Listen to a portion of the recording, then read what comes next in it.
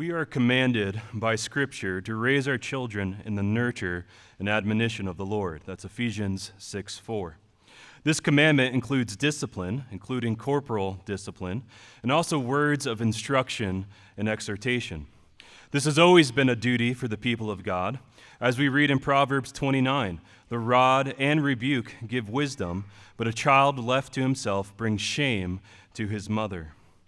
In both of these passages, we see that parents have two God-given tools to help instill wisdom in their children, that they would love and obey the Lord. At times, all that is required is a word of rebuke, wise and loving words of guidance.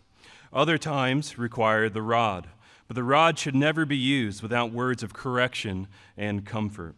In administering corporal discipline, you must communicate clearly to your child what their sin was, help them confess it, and lead them into the assurance of forgiveness.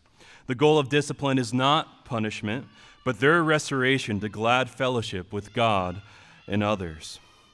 Now note that the proverb gives a warning. Children left to themselves without discipline or instruction will bring shame to their mothers. Of course, when they are small, the shame may be small and hidden, but as they grow tall, so will the shame. On the other hand, a few verses later, we read this promise. Correct your son, and he will give you rest. Yes, he will give delight to your soul.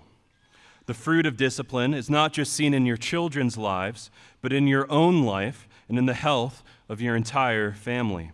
When disobedience is left unchecked, when you let sin reign in your household, both your own sin and the sin of your children, everyone will suffer. Children are a blessing from the Lord, but not an automatic one.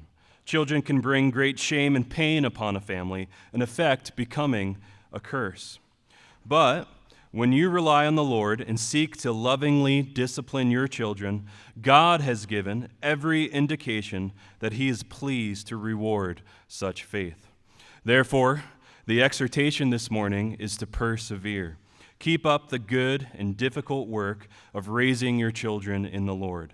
And may God then be pleased to give you great delight from them, now and in the years to come, as they grow into mature disciples of Christ.